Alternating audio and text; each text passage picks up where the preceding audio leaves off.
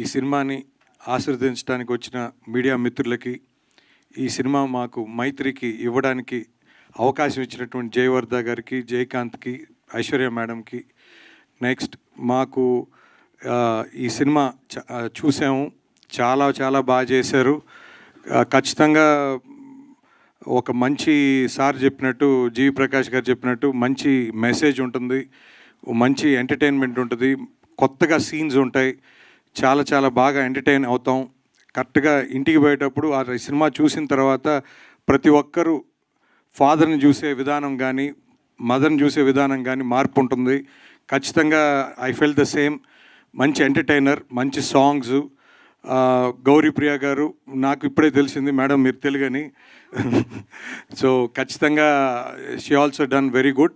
Sir GV Prakash గారు అసలు ఎరగదీశారు సార్ మీ యాక్టింగు. ముఖ్యంగా ఫాదర్ మీ ఎపిసోడ్స్ కానీ చాలా బాగా వచ్చినాయి. ఖచ్చితంగా తెలుగులో మంచి సినిమా అవుద్దని ఆశిస్తున్నాను. ఈ సినిమా డైరెక్టర్ మరియా గారు చెప్పినట్టు మా ప్రదీప్ రంగనాథ్ గారు శిష్యుడు అంటున్నారు. సో ఖచ్చితంగా ఆ సినిమా చూసేటప్పుడు శిష్యుడు అని తెలియదు, బట్ సినిమా చూసిన తర్వాత ఇప్పుడు తెలిసిన తర్వాత ఖచ్చితంగా ఆ లైన్స్లోనే ఉంటుంది సినిమా. ఖచ్చితంగా ఎంటర్టైన్ చేస్తుంది. హ్యాపీ రాజ్ అనేది ఇంటికి పోయాక కూడా అందరూ ఫ్యామిలీ అందరూ హ్యాపీగా ఉంటారని నా ఫీల్ అవుతున్నాను.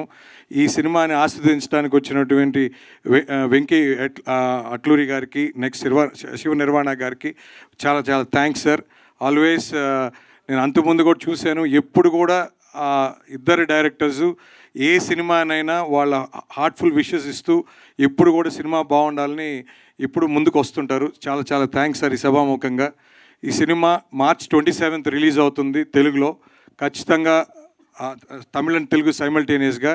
సో ఇప్పుడే మాట్లాడితే జయకాంత్ గారితో తెలుగులో కూడా ముఖ్యంగా March 25th ప్రీమియర్ కూడా అనుకుంటున్నాము ఫర్ మీడియాకి.